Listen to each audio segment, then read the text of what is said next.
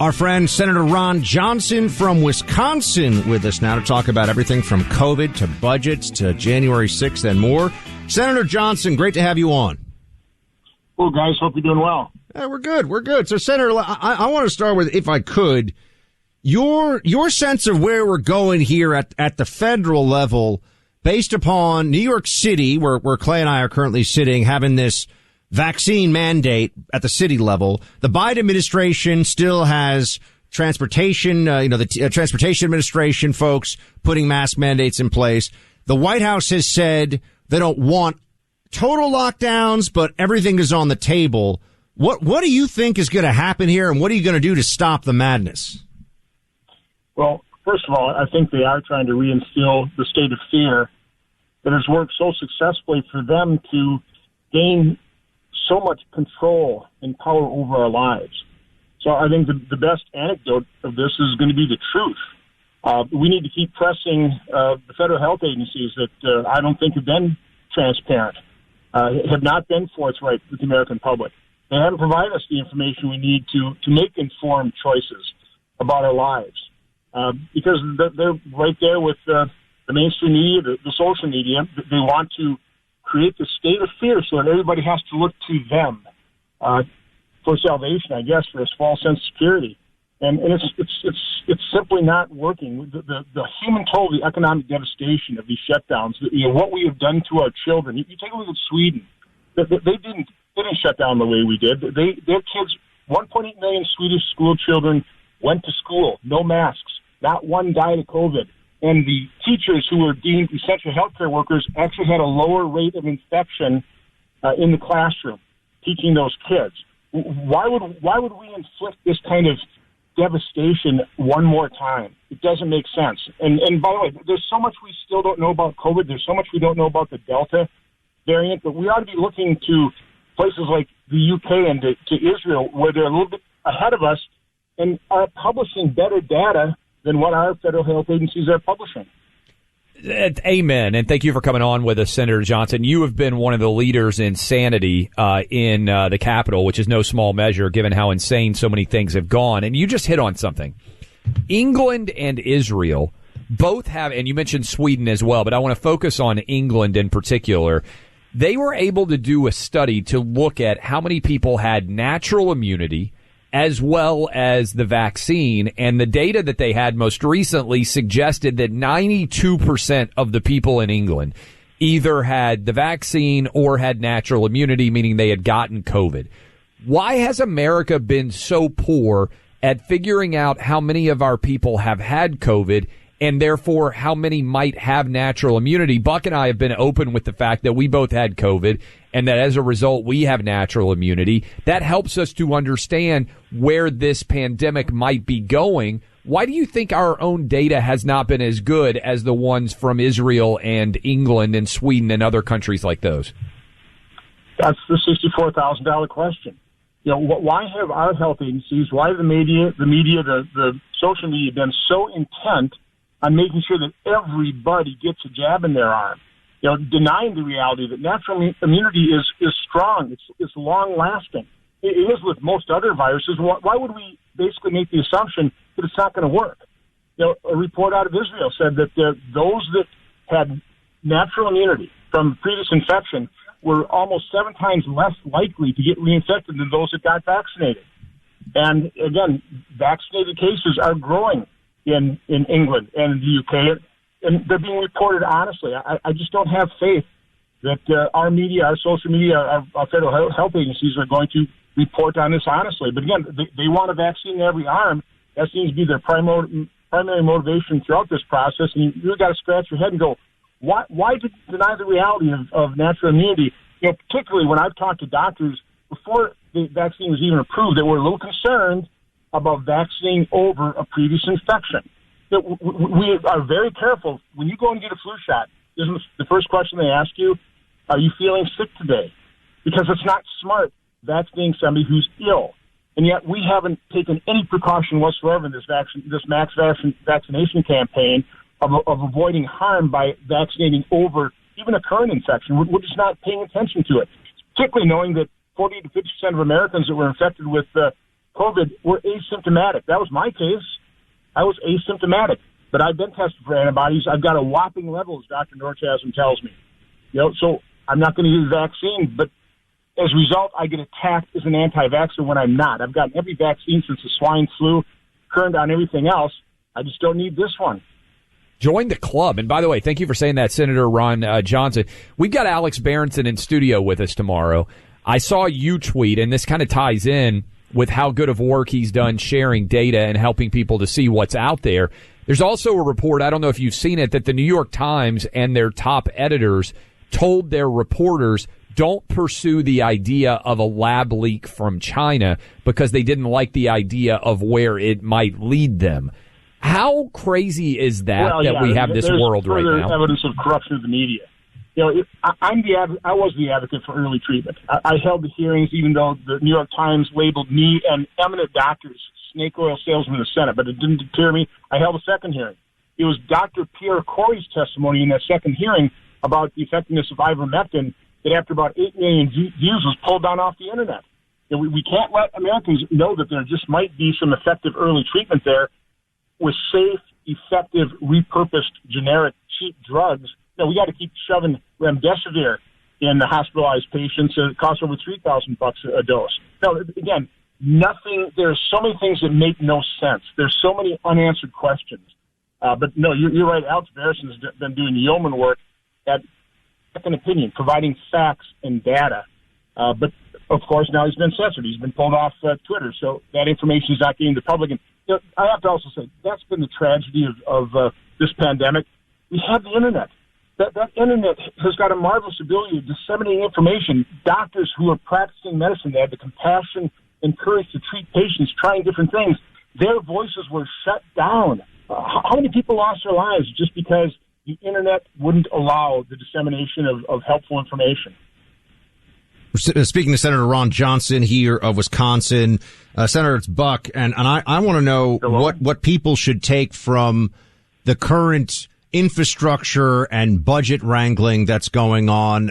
Why are some Republicans going along with it in the Senate? Hello. And Senator Johnson, can you hear us?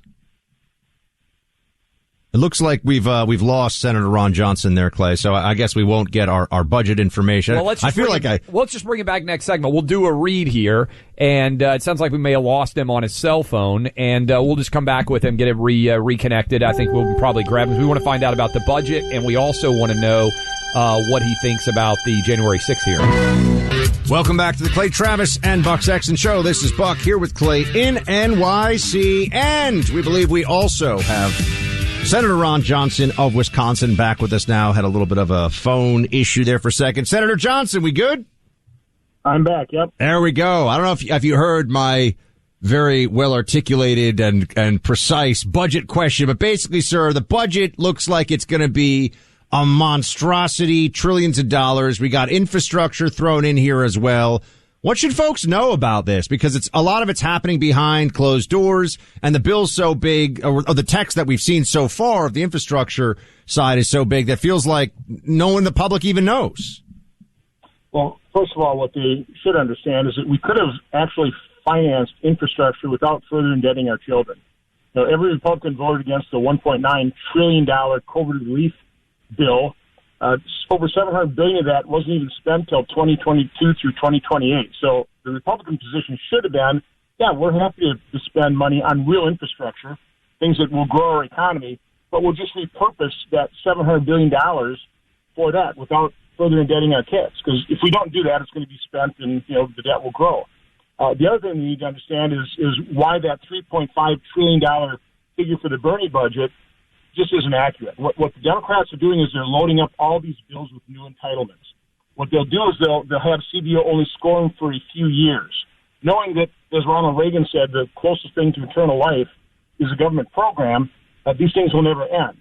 And so if you assume that these programs, and it's a good assumption, are going to continue, even in a 10-year budget window, that puts the bill from $3.5 trillion up to $5 or $5.5 trillion. But the unfunded liabilities as you go beyond the 10-year window is even larger. So, again, the Democrats are not honest with you, and I personally find it very disappointing that we have Republicans really cooperating with them in what will turn out to be about a $7 trillion spending package when all is said and done here. What kind of a relationship, Senator Johnson, do you have with Kristen Sinema in Arizona and John Manchin in West Virginia, two Democrats? And how much do you think they might pull this number back, right? Kristen Sinema came out and said she doesn't support a $3.5 trillion bill. As you said, the dollar figure of what it actually cost is not being accurate. But how much do you think they might be able to dial this back? How much ammunition do they have in this battle? Well, they're both very smart. I worked with Senator Sinema on what we called Operation Safe Return, which somewhat morphed into the Return to Mexico policy. So, again, she was helpful from that standpoint. But right now, just thank God that they're willing to stand by the filibuster, pray for their health. I guess we also have to recognize they're in such a position of power. I don't know why they'd want to give that position up. It's, standing by the filibuster, being a little more fiscally conservative is popular in both their states. So hopefully they'll be helpful here. But, in the end, there's going to be such tremendous pressure. And, again, you can just engage in smoke and mirrors so easily in the budget process. If she says, okay, it's not going to be $3.5 trillion, they'll say, okay, we'll just cost this one for 2 years rather than 4.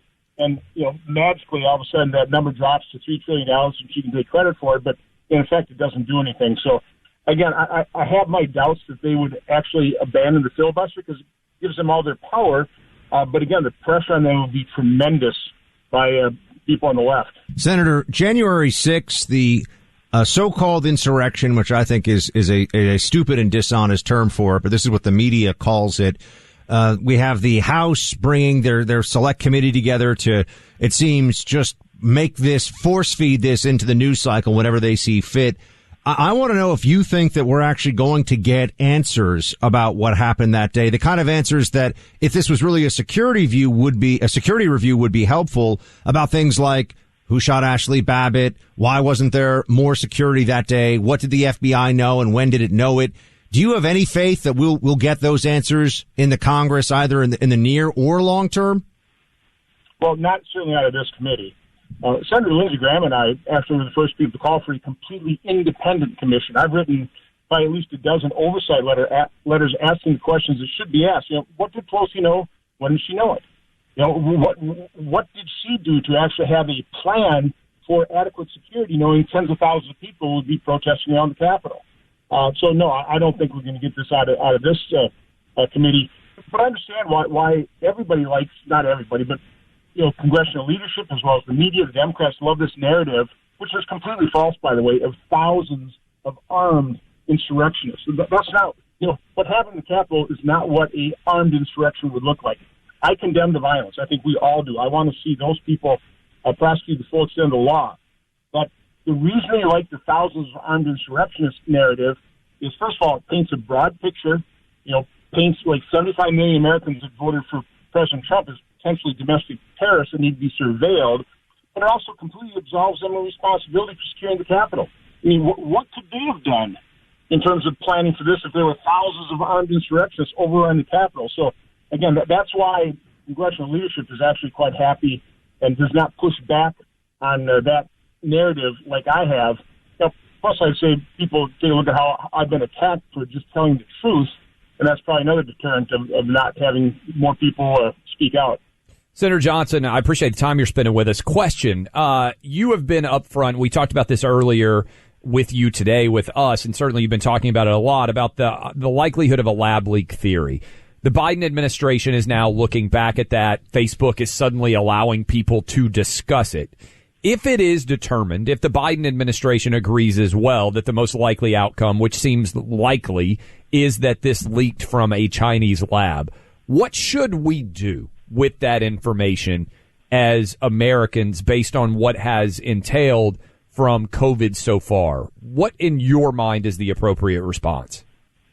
Well, first of all, we did send a letter to get all of Fauci's emails in an unredacted form.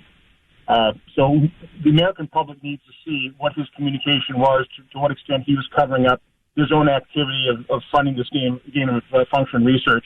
And that's the first thing we need to take a look at is, should this be allowed? What kinds of controls do we need to have over this? And by the way, no matter what, it was just plain stupid to be sharing this kind of research with anybody in China.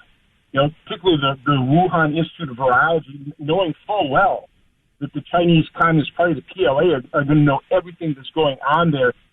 Fauci, these guys, clowns, they know the danger of what they're dealing with here, and yet they allowed it. So we certainly need to understand what happened there. But from the standpoint of China, we just need to recognize the threat that they represent to the world, and we need to be strong ourselves. And unfortunately, under President Biden, we're just exhibiting weakness throughout the world, whether it's to Russia, in Afghanistan, and Iran. Just across the board, we are portraying weakness. And, of course, we're not even looking at with all these double-digit increases in the budget, they're going to starve the defense and the Homeland Security budgets. That's not the Democrats' priority, keeping this nation safe. Senator Ron Johnson of Wisconsin. Sir, great to have you on. Come back soon. Have a great day. Stay healthy.